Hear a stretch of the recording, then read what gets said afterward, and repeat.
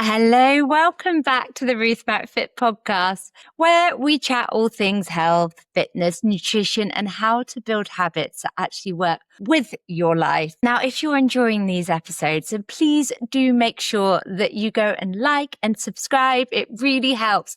And of course, I do love hearing from you too. So do leave a comment and maybe a 5-star review so that you can let me know in particular what has resonated. Now, before we get into today's episode, I thought I'd just give you a little bit of an update because I have to be honest, I've not been feeling 100% this week. I've still got a bit of a cold, swollen glands. And when I woke up on Monday morning, I felt a bit chesty. And because of that, I chose not to go to the gym on Monday. And I actually also decided not to go for my run on Tuesday morning. And again, this morning, I've decided not to go to the gym today. I wanted to focus on my recovery. And this is actually quite a win for me because past me would have pushed through regardless. So I'm pretty proud of myself for the decisions I've made this week.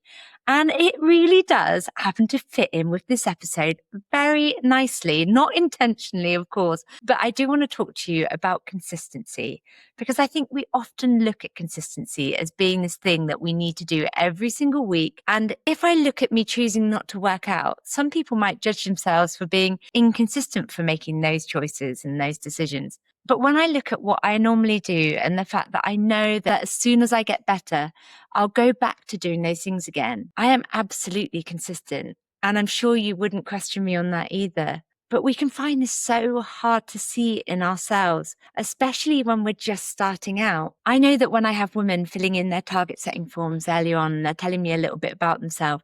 One of the things that they'll often tell me is that they know what to do, but they just don't seem to be able to do it consistently. And it's almost in this slightly apologetic way, like they're confessing. And I don't think anyone's written this out as this proud statement, but I'm feeling proud that I missed my workout because it was the right thing to do on that day. But it has made me think about what we actually mean when we talk about consistency.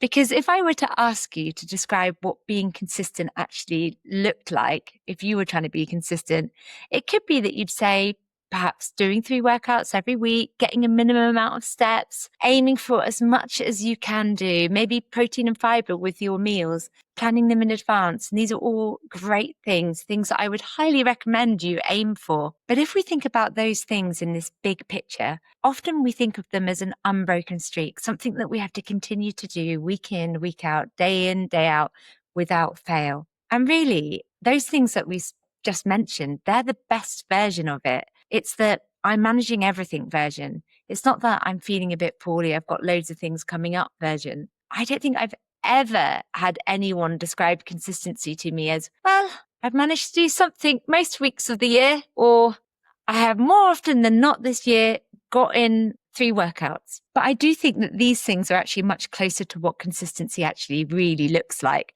We're not doing it perfectly every week. We're just looking at what we can manage long term. And that, of course, is going to get easier the longer you've done it because you trust yourself to get back into routine again. Whereas when you're just starting out and you're building that habit, it can feel like you're failing before you've even really got started. So what I want you to question today is it really a consistency problem? Or perhaps have you got a definition with consistency problem that's leading to this all or nothing thinking? And this is something I think that's very important to clarify because it might be that you're measuring yourself against something that was never really realistic all the time anyway. And that can have us feeling pretty rubbish. So if it's not that, what are we actually trying to do? Because I don't think that many of us want to spend the rest of our lives living to be consistent. I mean, that sounds quite exhausting, doesn't it? And I don't really think that you want to be permanently convincing yourselves to do all of those healthy things that you're trying to do. What I really think that we're looking for is for these things to stop being another decision that we're having to make. So if it's a walk that we want to do after lunch, or that we're trying to get a decent breakfast in, plenty of protein, fiber, or that we want to get to the gym on a Tuesday, we want to do those things with as little negotiation as possible. We just want it to be one of the things that we do as normal now. This is us. Who knew? This is what we do now. Who even am I? And this is very different to what we've been describing up until now, because we're not talking about a list of these unbroken weeks. What we're talking about is a behavior that's becoming so normal for us that it's just part of life, something that is sustainable long term. And that is what we'd refer to as a habit, isn't it? And I'm going to use brushing your teeth as a really good example of this, because I don't think many of you are going to be standing in the bathroom at 10:30 deciding whether to brush your teeth or not, whether you've got the energy, whether you can actually get away with not doing it, or a shorter version. Although I'm pretty sure that you probably remember a time way back when where you did need convincing to brush your teeth, where your parent was shouting, "Have you brushed your teeth?" I definitely do that with my kids. But anyway, let's say now it's bedtime and off you go, you brush your teeth. And this is partly why it works, because it's connected to that set time, a set place, a set point in the day.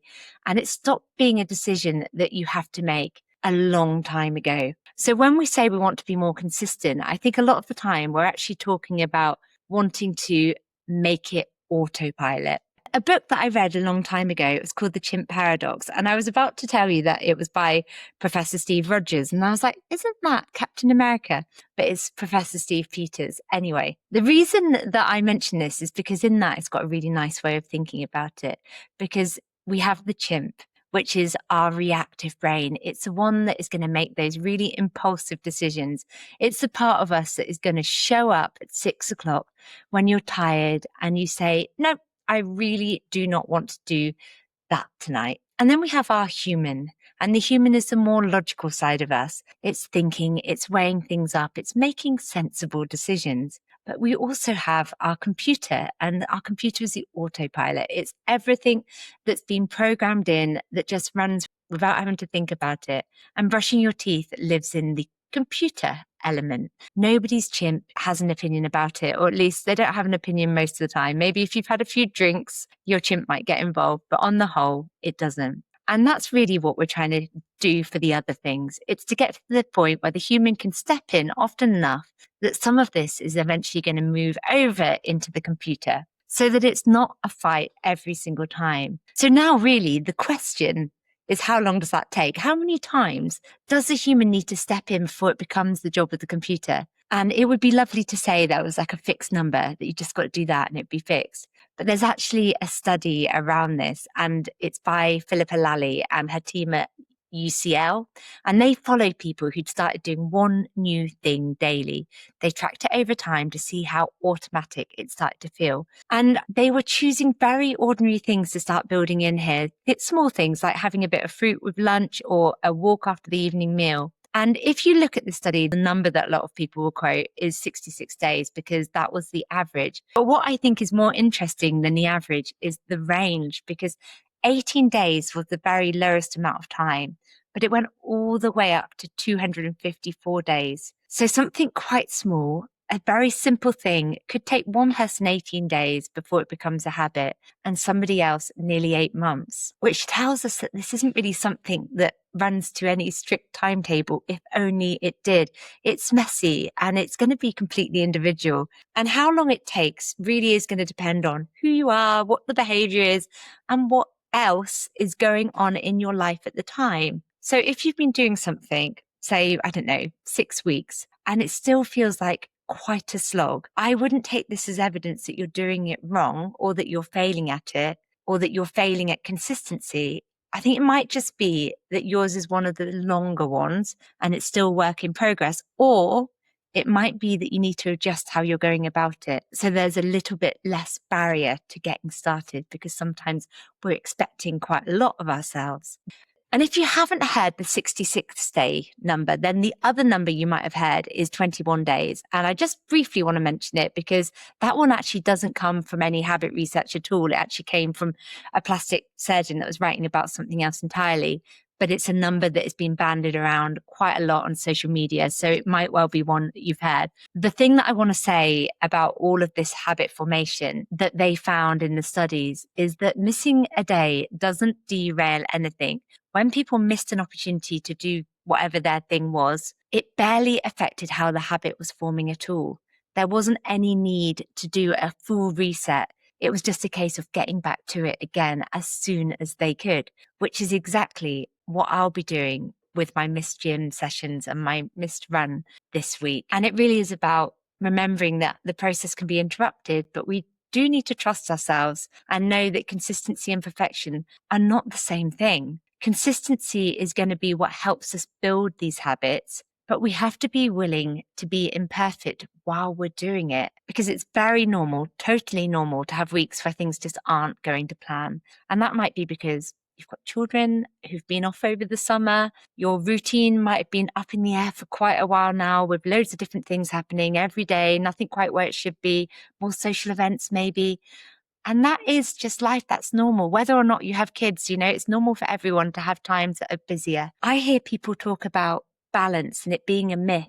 And I think that it's not a myth that we can create this balance. I think what it is a myth to believe is that we focus our attention on everything individually, equally at any one time. At some points in time, our family might need a bit more of our attention, and the other things might have to get a little bit smaller, but we do that without dropping them completely. And other times we might be thinking, actually, they're doing okay. I can push a little bit more with my health and fitness, and it's running nicely. And I think that's something to remember. There will be times where other things take our attention. We just don't want to completely drop the ball on our health, our fitness, etc. I have definitely had inconsistent weeks, but I don't believe that that makes me an inconsistent person. And that might be the same for you. You can have a very scrappy week inside a very consistent 6 months. The 6 months as a whole is going to be a much truer picture of how well you're actually doing. And we can get very caught into this habit of zooming in on these short windows of time, when what we really need to do is step back and look at the big picture, the whole thing, the whole pattern. And this reminds me a little bit of a member that I have who I think believe it was the start of the year we were talking about this, but she was thinking about her consistency with Duolingo. She has an epic, I assume she's still got it, but an epic Duolingo streak. Now, I did Duolingo for quite a while, but it was never at the numbers that she was talking about. But she had a little bit of a reflection about this, because what she realized is that actually she has been very consistent with her Duolingo, and that could act as proof that she can stick with something. And if she can do it with that, then the same could be said with our health and fitness. So then we can think about why it was easy to build that streak with Duolingo, because it can be replicated. And I think the first big thing here is that it's just 5 minutes. And she realized she can do 5 minutes when it comes to her movement as well, if needed. We can make it so small, and we're not having to commit to doing 30 minutes every day or 30 minutes when we really don't feel like it. So some days it might just be doing one round of something, PJ workout. Other days we might be feeling like we can push and do a little bit more.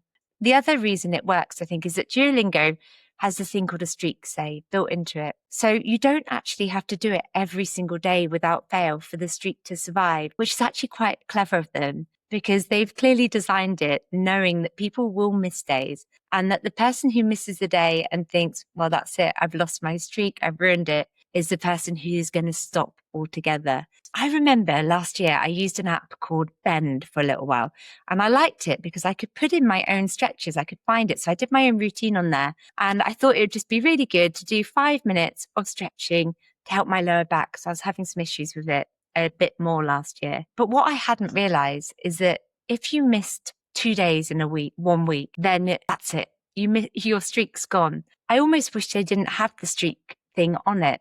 But it might be that you'd done 200 days consistently, but then in 1 week, you miss more than 1 day, and then your streak resets to 0, which I think is a really big flaw, because of the fact that it's looking at such a small window of time for you then to feel like you're mentally just restarting. But what we need to remember from this, and that we can take from these apps and how we feel about these things, is that it can be carried over into real life. Because we don't unlearn Spanish because you missed a Tuesday on the app. You don't suddenly lose your mobility because you haven't been able to do your stretches for 2 days this week, when normally you do them every day.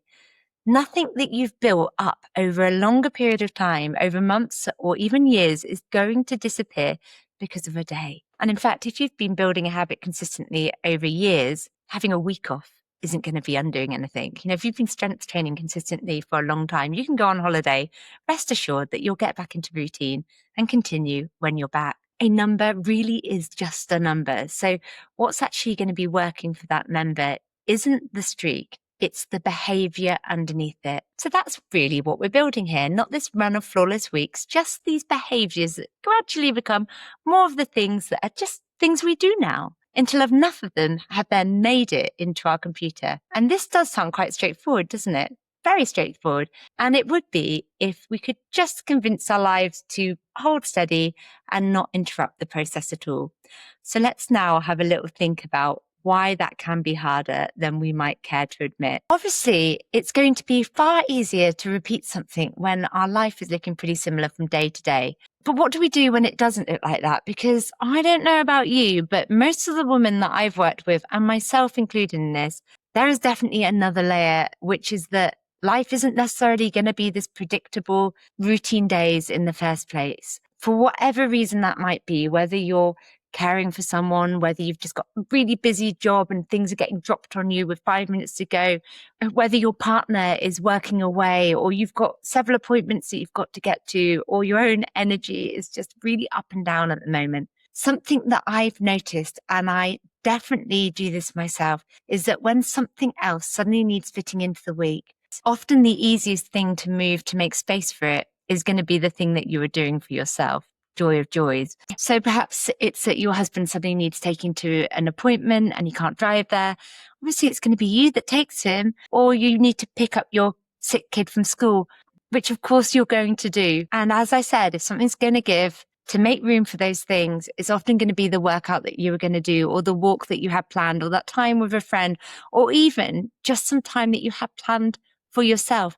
Those appointments seem the easiest to just push to the side. The appointments that we've made with ourselves are going to be the easiest things to move. And I've definitely been on the wrong side of this. So from about 2012, when we moved into this house, I was in my early 30s and life just felt like a lot. I'm not going to lie. And in 2014, I ended up getting very, very ill with an autoimmune condition called rheumatic fever. If you don't know what it is, it's very retro. Don't tend to get it anymore. But my boys were little then.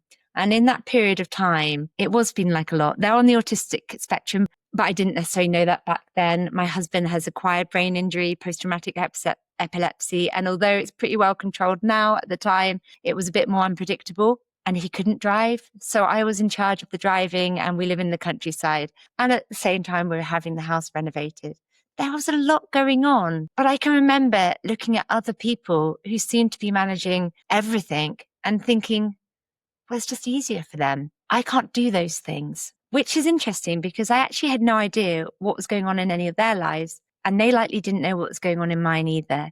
And it's very much the same when we're looking at people on social media who seem to have all of their shit together, when really we haven't got a clue what's going on behind any of it. The only thing we're ever looking at is what we can see them doing. And then we're comparing it to what we're managing. We don't tend to compare the circumstances around that behavior. And I definitely wasn't. I wasn't giving myself much credit for my circumstances either.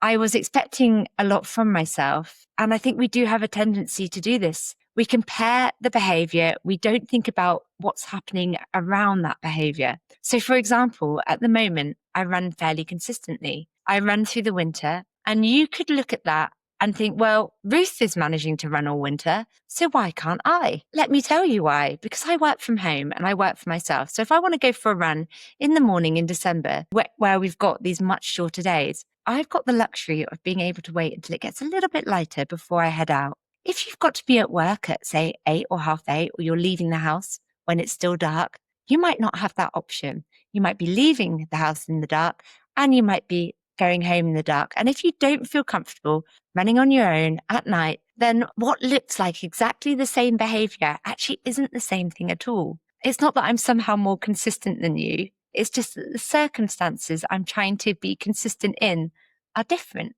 and easier.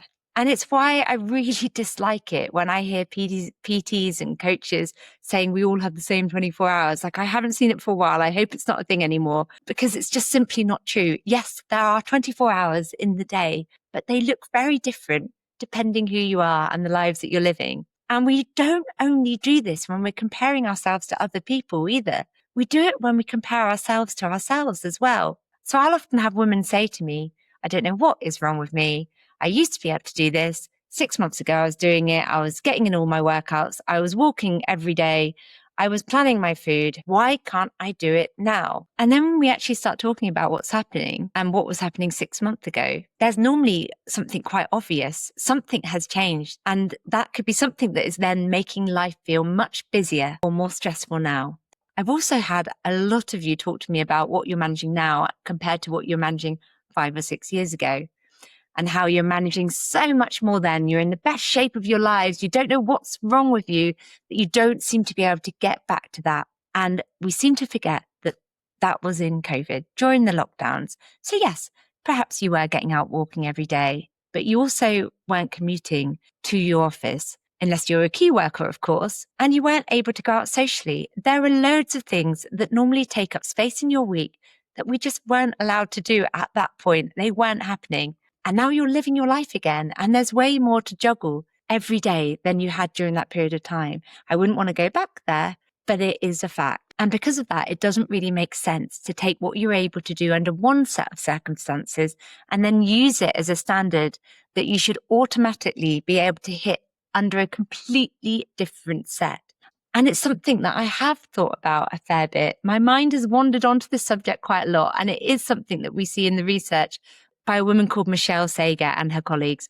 And it made me think about this even more, because what they did is actually sit down with people and talk to them about exercise, what got in the way of them exercising, what they thought exercise was supposed to look like, all of those sorts of things. And one of the things in this research that did particularly catch my attention was that the group had an average age of around 55, and more than 90% of them were women.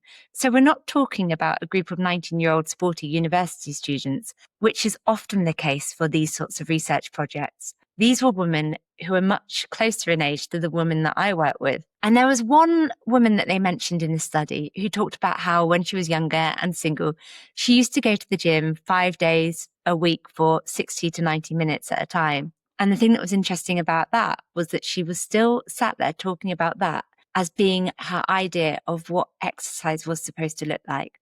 But she's living a completely different life now. And this is something that the research has picked up on. People weren't necessarily connecting the old behavior with the circumstances that made that behavior possible. So you can change jobs, you can have children, you can start caring for someone, your working hours can change, your sleep might change, your body might be changing too. And your priorities might also change. Your whole life can look completely different, and yet you can still be judging yourself against a standard that you set back when life looked completely different. And that could be something that you set yourself 20 years ago, but it could easily be a standard that you set yourself or created 6 months ago. So I think it's really worth asking yourself, when I'm telling myself that I should be doing more, or that I used to be so much more consistent than I am now, what am I actually comparing this version of me today with? What's changed since then? Because something likely will have changed. And then if the circumstances have changed, it might be that the behavior then needs to change with them. We don't want to use the new set of circumstances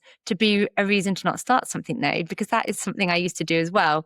I'd think, well, I can't manage that, so therefore I can't do it. But there's normally something we can do, a smaller version of, or a version that is going to work around the life that you're currently living. It's why we do need to be able to adapt and adjust, because it isn't only the fact that life has changed. That standard that we're now trying to hold ourselves up against can be the thing that is actually making consistency so much harder for us.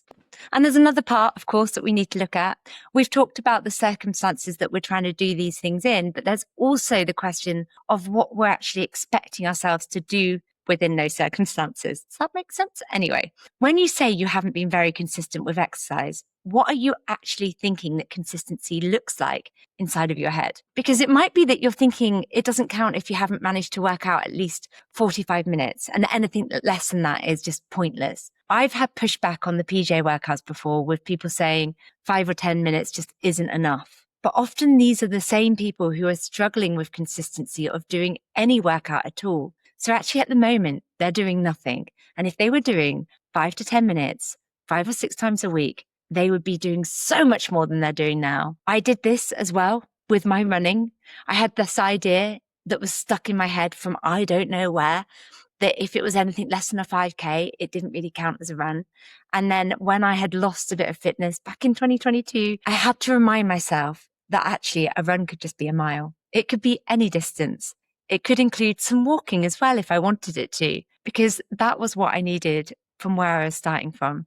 It didn't stop being a run because I hadn't reached this completely arbitrary distance that I decided it needed to be. So perhaps it's worth asking yourself, what would you have had to have done this week to get to the end of it and go, yeah, did pretty well. That was good. Perhaps it would be that 2 workouts would have counted, even if you planned 3. Or maybe would 20 minutes have counted for you if you planned 45? If you couldn't do your strength session in the gym, but you went for a walk and did a short body weight routine instead, would you have counted that as having done something useful? Or would you still get to the end of the day thinking, I didn't get my workout in? Because that brings me on to something else from the research by Michelle Sager again, because they talk about this idea of all or nothing thinking and the fact that really you have to have decided what your all is to be able to be in the mindset of all or nothing thinking. And I do really like this way of looking at it because we talk about all or nothing as though it's something that we are. I'm just an all or nothing person. But actually, what's the all? What is your all? I don't think we often question that. What does the workout need to look like before you let yourself count it? What does an active day need to look like? What does eating well need to look like for you? And where did those rules come from in the first place? Because some of the rules people described in that research were very specific. Exercise needed to be a certain length or a certain time, or it needed to feel hard enough. You need to be sweating or out of breath. Maybe it needed to happen in the gym rather than at home. And there was even one person who said that if she'd exercised for less than 50 minutes, she felt as though she hadn't exercised at all. It didn't count to her, even if those 50 minutes had included flat out sprints, which when you think about it is actually quite bonkers because her body isn't getting to 14 minutes and 59 seconds and going, nope, sorry, none of that counted. But we do this to ourselves in so many different ways.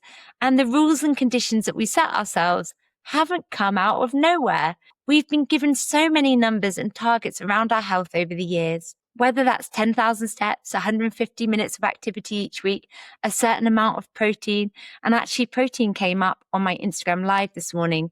Somebody was saying that they'd been given a target by a nutrition app that they were finding really, really difficult to reach. And that was because the target that they're aiming for was 2.3 grams per kilogram, which is actually not needed anyway. But that's a topic for another day. And then we've got things like reaching our fiber each day, how many workouts we should be doing a week. 2 strength sessions per week is what the NHS would recommend as a minimum. And I'm not saying that any of these things aren't useful. These are the sort of targets that I give the women that come to work with me as well. We use them in the method. They give us something very useful to work towards and an idea of what our optimal might look like. But there is a big difference between a target and then a threshold. There's a difference between saying, this is a really useful amount for me to be working towards, and saying, if I don't reach this, that wasn't worth doing. Or even there's no point starting because I know I can't get there, which happens. And I wonder how often we make that jump without even noticing we're doing it. It just happens. So it might be that 10,000 steps is the number that you've got in your head and you end the day on 7,000 and somehow that's now become a day that you failed. But you've still done 7,000 steps and maybe a year ago you were averaging 5,000. Or it might be that you planned a 45-minute workout and something crops up and you've only got 20 minutes. And your immediate thought is, well, that was pointless. Now, I'm not saying that 20 minutes and 45 minutes are the same thing, because of course they're not. If you've got a particular training goal, then doing the full session is probably going to give you more of what you're trying to achieve. But that is very different from saying that 20 minutes has no value at all. And I am going to mention that research just one more time, because when they were asking people what they did when their exercise plans got disrupted, they often didn't change the plan. They just didn't do it. There was one woman who went out for a walk with a friend every week, and one week her friend cancelled. She'd already got that time set aside for the walk. She had a treadmill at home that she could easily have used, but she didn't walk. And I wasn't hearing that and thinking, oh my goodness, I can't believe that she didn't walk. I was hearing it and thinking, yeah, we all do that, don't we? We do it. But because what I'm presuming is that if she'd planned to do something else with her friend and something changed, she likely might have worked around it. So if you arrange to meet somebody for coffee, for example, and you're there at the cafe and it's shut, you probably just wouldn't stand outside and go, oh, well, that's ruined. We'll have to try again next week. you'd likely go somewhere else. And there's another woman who explained this with laundry. And I liked this as an analogy. She said that if the laundry doesn't get done on a Saturday, it has to be done on a Sunday. You do have to adapt because that has to be done. But you don't have to do that with exercise. And that is true. Although technically, I suppose you don't have to do the laundry, do you? You might start stinking a bit, but eventually somebody is going to run out of their underwear or trousers or whatever it is. And there's a fairly obvious consequence to not doing the laundry. But nobody's going to come looking for you because you didn't get your workout in or you didn't go for that walk, unless you've got a dog who will come looking for you. But nothing immediately breaks. But what is interesting about all of this is that in so many other areas of our lives, we're really good at adapting and adjusting things and working around what's happening. We work around our kids, we change our meals, we change our plans, we flex for other people. We're doing it all the time. But for some reason, when it comes to some of these things that we've decided we should be consistent with, we can become incredibly rigid about what we're prepared to let count. Look, and I'm not trying to tell you that you've got to decide that now everything counts, because of course it doesn't. Going for a walk is not going to be the same as doing a strength session if your goal is to get stronger. Eating one meal with some protein in it isn't the same as eating enough protein across the day. But there is a big gap between this isn't the optimal version and there's no point doing it. And I think sometimes we lose this. We're trying to keep the habit alive. So maybe before you think about becoming more consistent, it's worth asking yourself, what does something have to look like before I'm prepared to let it count? It might be that you're someone who's decided that it's only the optimal version that counts and you're not spending time collecting evidence of all the other things you're actually managing to do.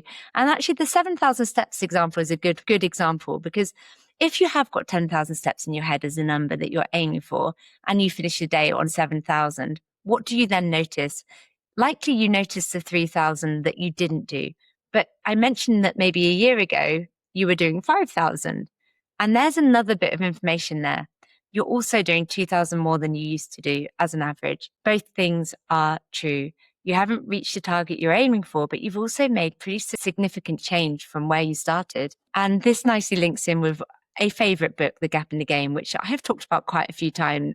It's a book by Dan Sullivan and Benjamin Hardy. And the basic idea is that we're very good at measuring the gap between where we are and where we think we should be, rather than looking back and noticing how far we've come. Highly recommend you give that one a read if you haven't. But I think it fits really nicely with what we know about negativity bias as well. The things that haven't gone well are very, very good at getting our attention. You probably don't need to sit down at the end of the day and concentrate really hard to remember that you ate those biscuits that you said that you weren't going to eat. But perhaps the fact that you did 2 workouts this week when 6 months ago you weren't doing any also needs a little bit more attention. Or that you went for a walk when normally you would have stayed sitting at your desk. Or you had one of those moments where normally you would have just gone, sod it, and turned to food, eaten everything in sight. But you managed to stress the situation differently this time, and you didn't do that. And this is one of the reasons that I really like the idea of celebrating our wins or focusing on the things that have gone well. Inside the membership, we do have a 3 wins forum. You don't necessarily need to be going into the app to do this. And you can do it at home yourself, but it's deliberately noticing 3 things that have gone well each day. It's not forcing yourself to think positively. So if you've had a rubbish day, you've had a rubbish day, and that's okay. We're not needing to pretend otherwise. It's just making sure that the things that went wrong aren't the only evidence that you're collecting that day. And sometimes the win actually might be how you handled what did go wrong. Because if you're using all of this evidence to decide, am I managing this? Am I making progress? Am I able to be consistent? Then it surely makes so much more sense to look at all the information rather than just a very selective bit of it. And then once we start noticing what's going well, there's another question that I think is very useful. Why did that go well? What has helped? Because sometimes you'll then start noticing small patterns. And some of the things that can make the biggest difference don't seem to have anything to do with fat loss or exercise or whatever goal you're working towards at all. And yet somehow They make everything else feel just a little bit easier. I've got one of these that I've been doing for a while now, and it's literally just getting my tea ready the night before. So I've got this tea maker that I use. I know that when I've mentioned it before about getting my tea ready the night before, people thinking that I'm putting a tea bag in a mug. I'm not. It's basically got this setting on it. I put loose leaf tea in, and then it dunks down into the water in the morning, and it's ready for whatever time you want it to be ready for. And I've been doing this for quite a while. And then when I come upstairs in the morning, my tea is there. It's ready to go. It's such a tiny little thing. It takes me, I don't know, a couple of minutes in the evening. But what I've noticed since I started doing this a while ago is that when I'm doing it, some other things might happen alongside it. I start subconsciously thinking about tomorrow. It's almost like this dividing point between what's been happening during the day and me starting to wind down for the evening and just think about the next day. Have I got something ready for breakfast? Is there anything that I need? What's going to be happening tomorrow? Is there anything that I've forgotten to do? And this doesn't mean that making my tea is suddenly becoming this massive list of jobs, because that would probably ruin it. It's not me sitting down and properly planning tomorrow. It's just this very small point where my brain seems to go, right, we're done for today. What are we doing tomorrow? And it means that I'm far less likely to come downstairs in the morning and immediately find some surprise waiting for me that I could quite easily have sorted the evening before. This used to happen all the time. The mornings would be like a whirlwind and I'd have all of these surprises to deal with. But on top of that, there's something else that I really love about my tea ritual as well, because when I come downstairs and it's there, it's ready to go, it feels like I've already done something to look after myself. I'm already winning the day before it's even started.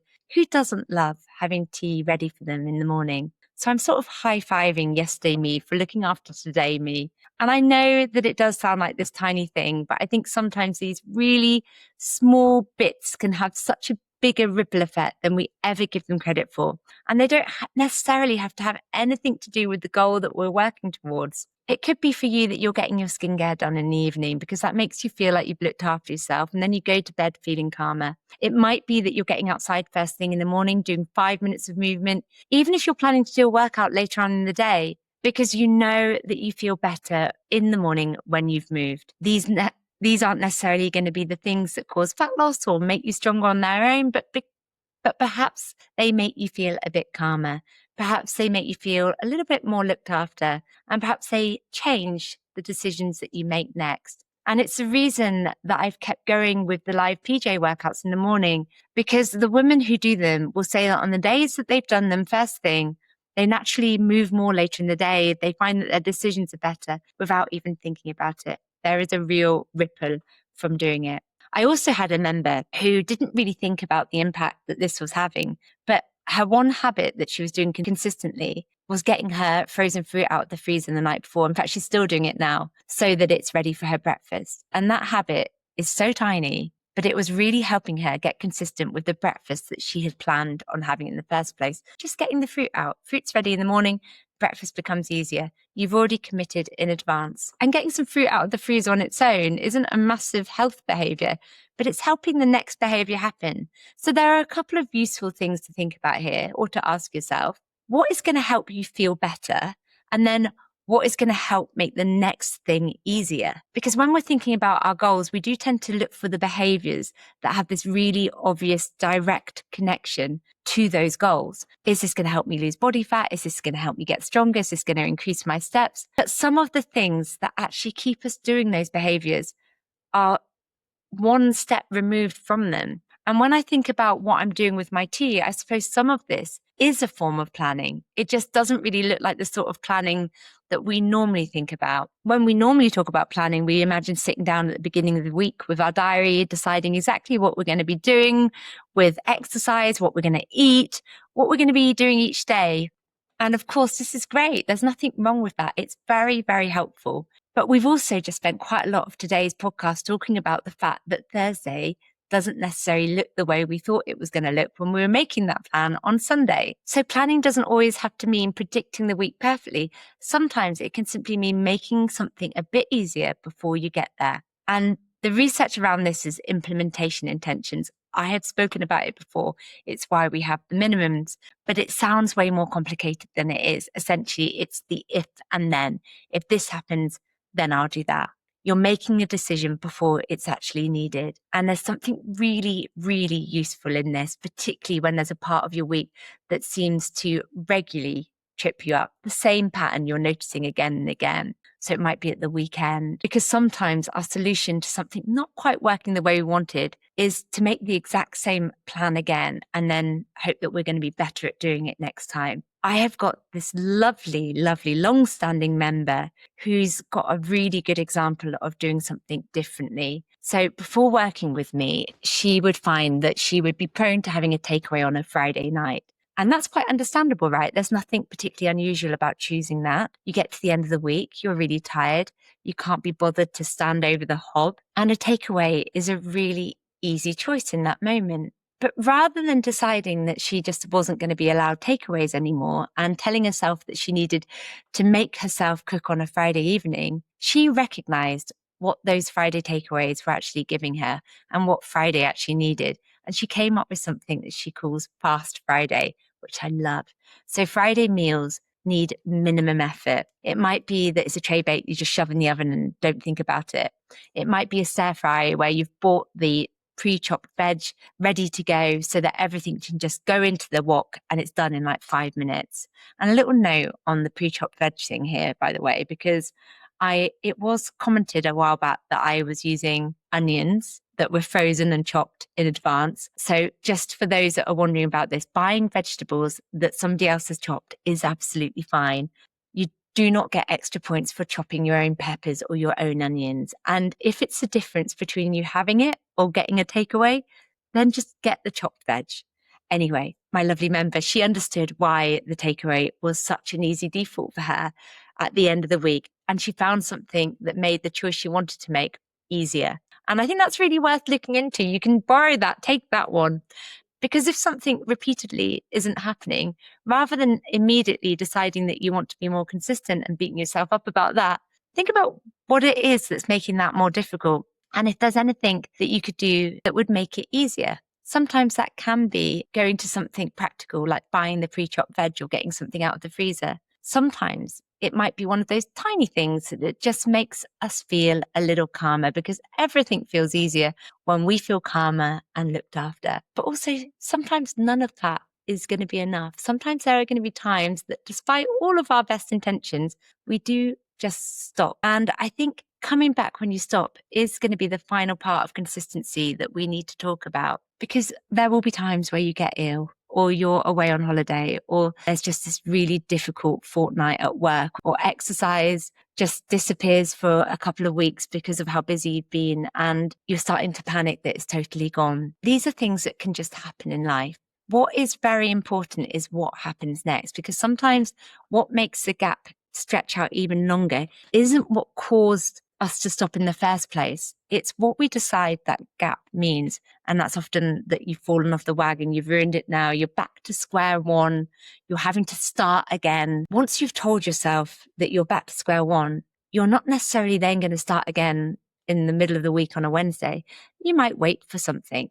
That might be that fresh start feeling, a proper reset, a clean week where you've got nothing coming up, beginning of the month. But we're not trying to make that time back. We're not trying to suddenly get all of those extra sessions in to make sure that we're hitting the ground running again. We don't need punishment to make it all feel like it's working again. We just need to start by doing the next useful thing that we can do that's actually realistic with the time and the energy that we've got. And the thing that I don't think that we talk about quite enough is that returning in itself is a skill that we can build. Being able to come back from something is a skill, and we can get better and better at it with practice. So it might be, oh, I've had a bad day and I've gone out with the girls and I didn't focus on my health at all, but you're getting straight back to your routine as normal as soon as you can. And that's what stops a break becoming 3 weeks off, or turning into 2 months off, or turning into giving up for the whole of the winter. And you might well find that over time, you start noticing that this is happening sooner. You catch yourself doing it. That little gap or break then gets shorter until eventually you've only really missed a Tuesday. And that's just a Tuesday, isn't it?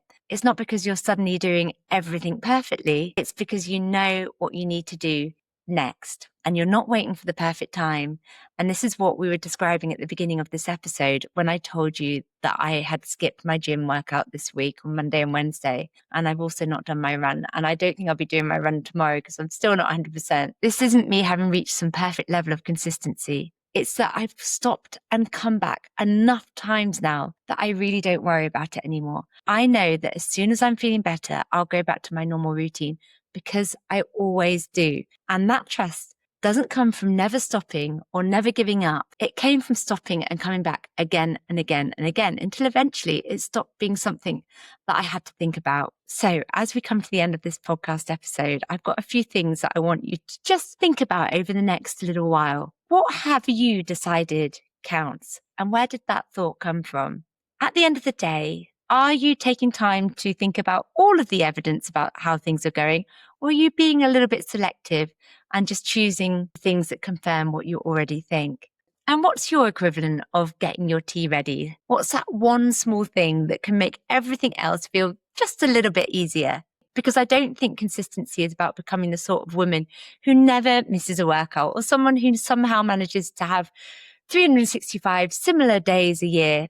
It's about knowing what matters to you, setting things up so that they feel a little bit easier and noticing what is actually working, changing what you do when life changes around you, and then getting better at coming back. Repetition, adaptation, and return. Now, as always, if this episode has resonated with you, please do make sure that you like and subscribe. And don't forget as well that if you are wanting to join us inside Ruth MacFit in September, doors open to members of the public on Monday. So make sure that you come and join us. They're only going to be open for a week before they close again. And we would love to have you with us. If you've got any questions about that at all, you can, of course, message me on social media. My Instagram account is @RuthMacFit, or you can email me, ruth@ruthmacfit.com. I would love to chat. I hope you're having a lovely week. I hope you've not been hit by a summer cold, and I will see you next time. Thank you very much. Goodbye.